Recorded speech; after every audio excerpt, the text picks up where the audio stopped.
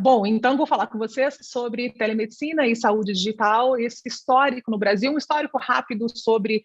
como é que a gente chegou até esse momento, e eu acho que o que é mais interessante é provocar sobre essas possibilidades futuras nesse nosso momento, a partir do que aconteceu, e aí eu vou conversar um pouquinho com vocês sobre isso aqui. O fato é que a gente nunca teve numa posição em que a gente não compartilhasse informação médica, tá certo? Quando a gente fala em telemedicina, a gente fala, obviamente, num conceito muito mais organizado, numa situação muito mais regulamentada, regularizada, organizada, mas o fato é que a gente sempre compartilhou informação, né? Desde os primórdios, seja isso numa questão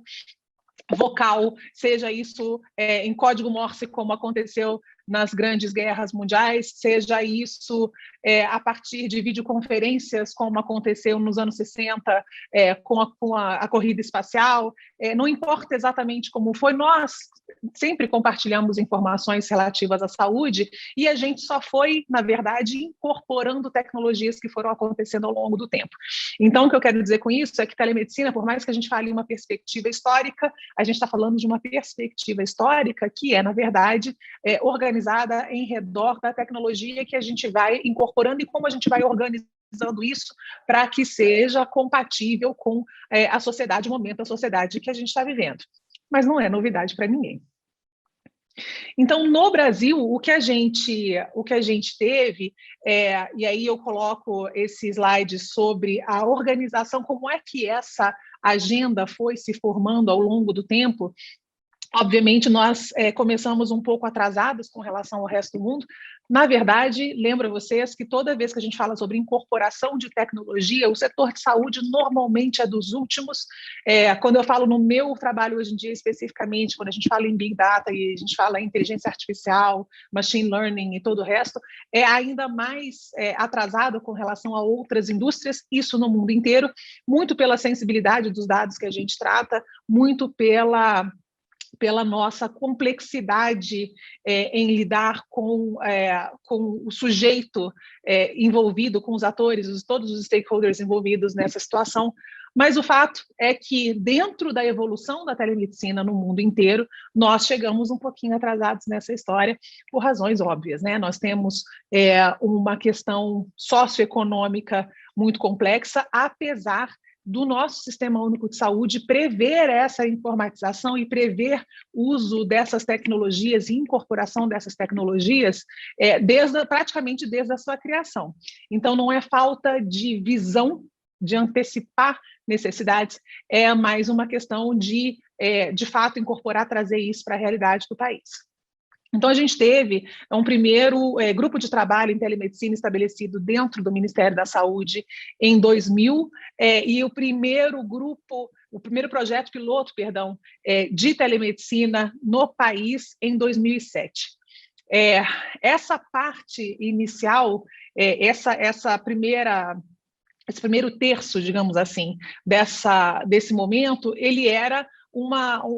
foi dedicado a essa formulação de propostas sobre a telemedicina. Foram ouvidas todas as sociedades do país, isso foi aberto à sociedade de uma forma geral, mas é claro que isso ficava também muito distante ainda da realidade das pessoas. Mas foi uma primeira fase em que a ideia era decision making, né? Como é que a gente formula isso, o que a gente decide sobre como essa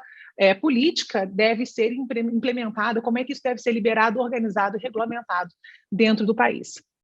Depois a gente chega numa segunda etapa em que há um projeto piloto de um pouco mais organizado e mais amplo, e a criação do Programa de Rede Brasil de Telesaúde, e isso aconteceu em 2011. E aí a gente traz isso um pouco mais, saindo do campo das ideias, para uma organização e implementação mais claras. E aí, depois de 2011 até 2018, na verdade, essa figura foi feita em 2018, a gente tinha a expansão e a maturação dessa ideia da telemedicina, da telesaúde, de um modo geral, no Brasil. Lembro a vocês que há uma diferença entre telemedicina e telesaúde, né? A telesaúde incorpora muitos outros profissionais de saúde, muitas outras aplicações dos dados em telemedicina no país, do que simplesmente a telemedicina, que teoricamente regula somente o ato médico, o exercício da medicina,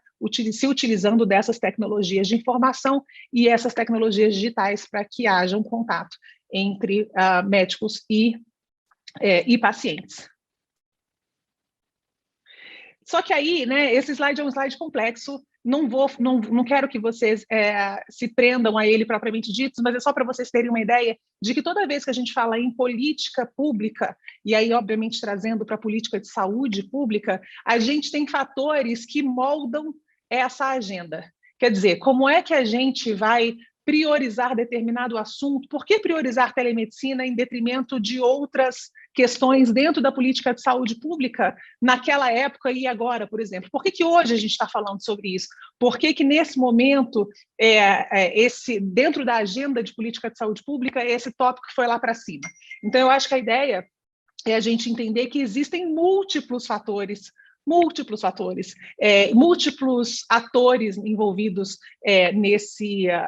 nesse tópico, aliás, em todos os tópicos, e esse é um exercício super interessante para você que está assistindo aqui essas palestras todas, entender, se você tivesse interesse em entender por que nós falamos sobre um assunto e não sobre outro, por que isso vira uma prioridade para um governo, por que não vira para outro, por que no mesmo momento, no mesmo país, duas prioridades estão colidindo e como é que uma vai sobrepujar a outra, fazer esse mapeamento, né? Quem é que está interessado, quais são os interesses ocultos, qual é o mapeamento socioeconômico, quais são os objetivos finais, quanto tempo para atingir esse objetivo, quem se beneficia, quem não se beneficia. Então, esse mapeamento desses fatores que moldam essas agendas é super interessante para você entender, inclusive se você tiver interesse em advocacy, né? em buscar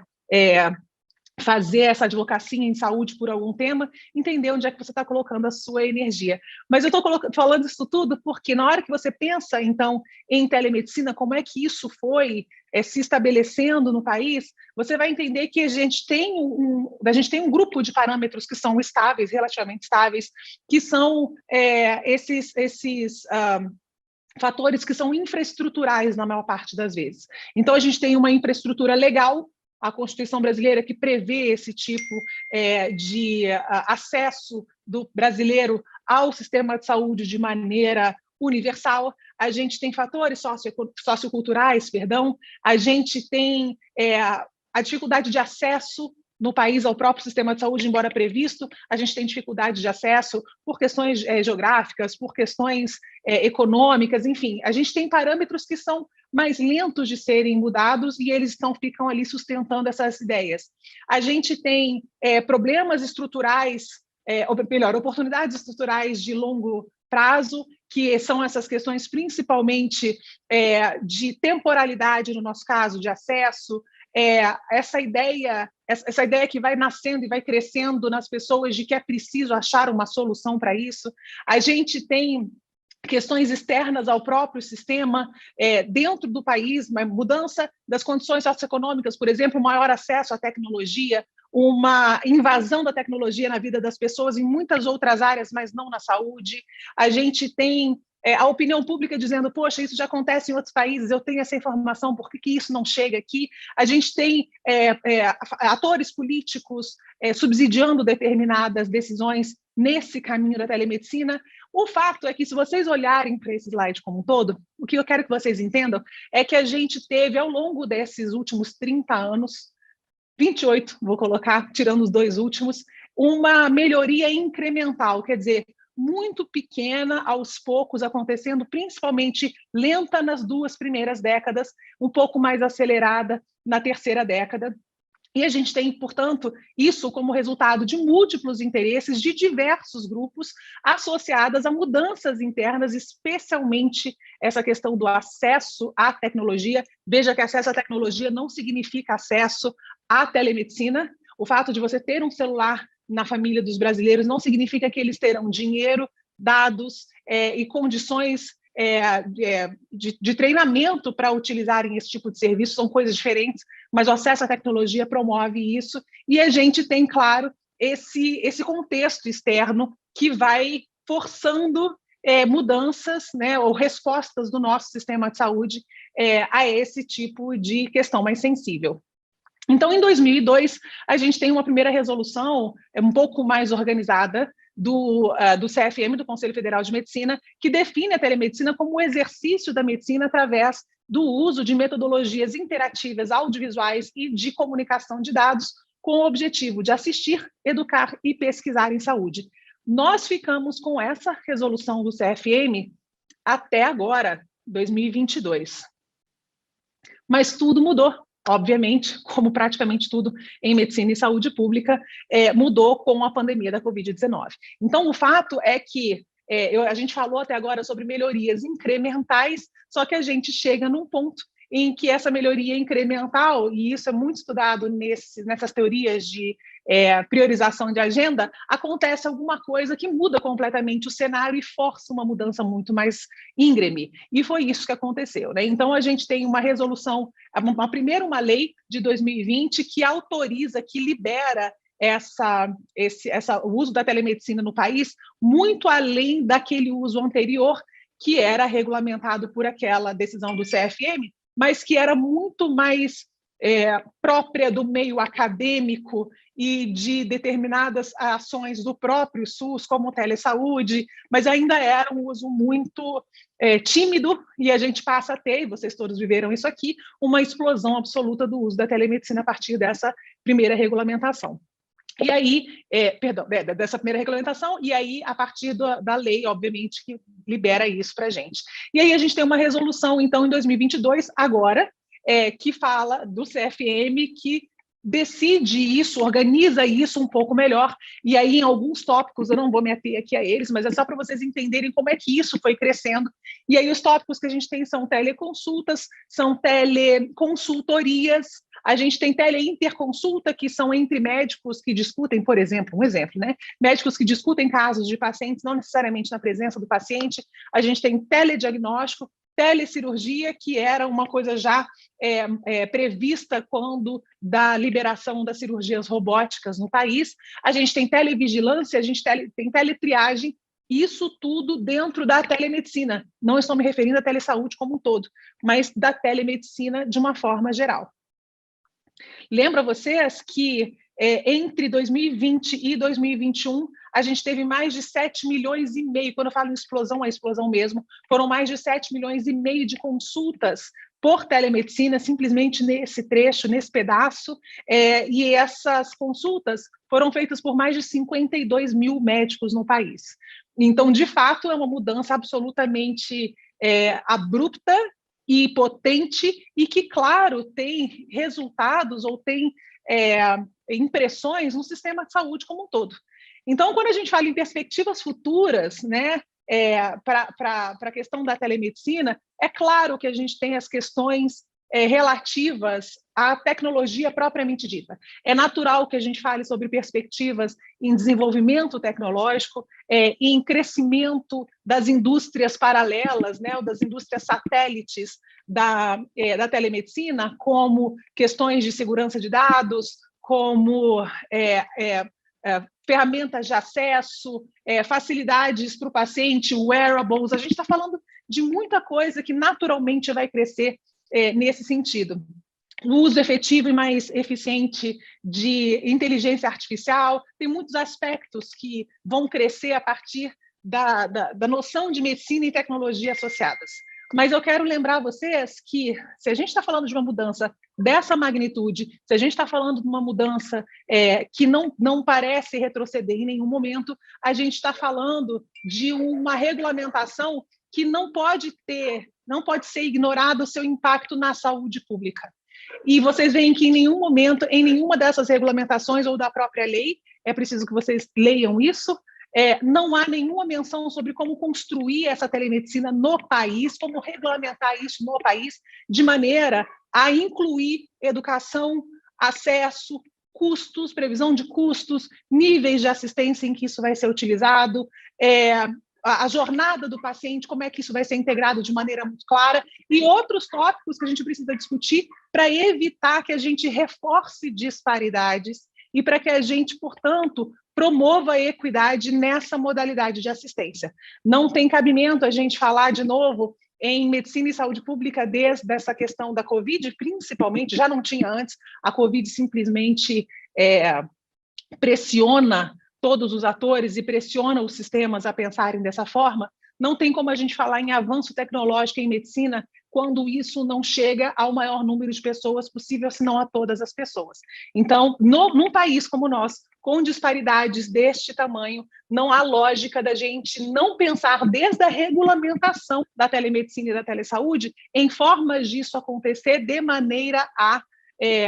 aumentar esse acesso, diminuir disparidades e não reforçá-las. E aí pode parecer para algumas pessoas um tanto quanto sonhador, ou não sei, um ingênuo esse tipo de pensamento, mas não é não. Quando a gente fala sobre isso, a gente está falando sobre indústria, a gente está falando sobre dinheiro. Então, por exemplo, hoje as pessoas têm acesso nos seus telefones a planos de dados para determinados serviços que são completamente gratuitos. Então, a gente está falando, por exemplo, acesso a determinados sites de vídeo ou determinados sites de compartilhamento de músicas ou de mensagens, e você tem acesso gratuito da população a esse tipo de serviço. Por que quando a gente fala em telemedicina, principalmente quando a gente fala em serviço público associado à telemedicina, a gente não fala nesse tipo de parceria para que as pessoas tenham acesso gratuito ao sistema, da mesma forma como elas têm um acesso gratuito ao sistema quando de forma presencial. Então, esse tipo de raciocínio, ele precisa estar presente desde o início para que isso não seja uma coisa que a gente chegue a um determinado ponto em que essas dificuldades são reforçadas, e aí a gente olha para trás tentando restabelecer esses gaps, né? Tentando cobrir essas dificuldades que a gente está vendo. Um outro último tópico nesse sentido é a gente poder usar a telemedicina de uma maneira muito objetiva. Não é simplesmente ter o serviço disponível, é a gente organizar o serviço de modo a diminuir tempos. Lembro que telemedicina não veio para substituir a medicina, não veio para substituir o que a gente já faz, mas ela vem para agilizar o cuidado do paciente para que ele tenha um resultado muito mais favorável. É sempre em torno do paciente. Então, quando a gente está falando sobre telemedicina, a gente tem que lembrar, por exemplo, na jornada de uma paciente com câncer de mama, que a gente consegue, de repente, diagnosticar isso mais rápido ou priorizá-la numa fila de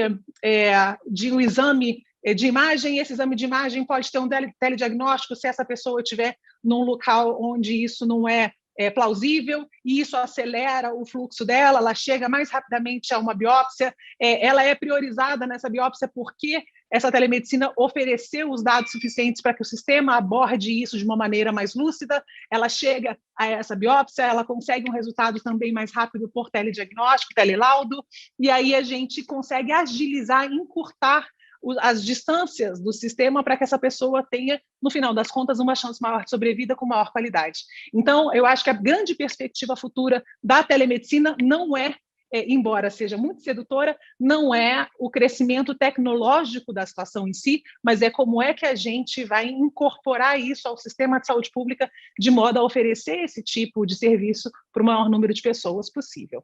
Se tiver alguma pergunta, estou aqui à disposição. Obrigada.